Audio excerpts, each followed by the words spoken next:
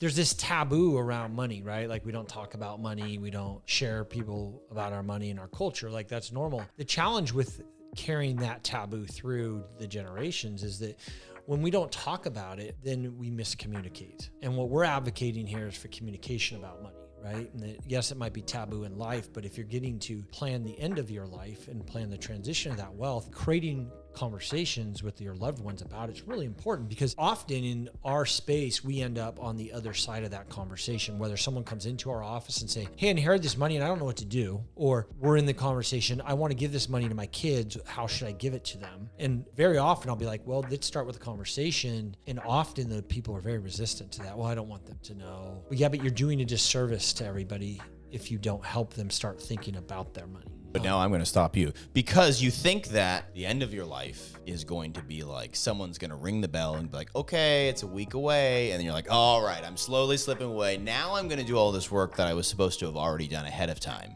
And maybe that happens, maybe it doesn't. I have seen in my life sometimes when it goes, it's gone. And so if you've not done the work when you're with your faculties, when you've not done the work, when there's nothing going on, the results can be drastically different. Would you agree? Yeah, I mean, if you look at the way our minds work, our financial acumen is the first aspect of our mental capacity to go. But it's usually the last thing we're willing to relinquish. It's so hard. It's really hard to admit. It really is, right? I mean, it's the equivalent that you can think about. I remember when I had to take my dad's keys from him and say, Dad, you can't drive anymore, man. Like, this is not good. But it's the same way, like, Dad, you can't balance your checkbook anymore, man. Like, we got to get in there and start helping you with this stuff. It's not in good shape. So if you're clinging to managing your checkbook or whatever it is, think about what that step is when you can't do that anymore. It's really important.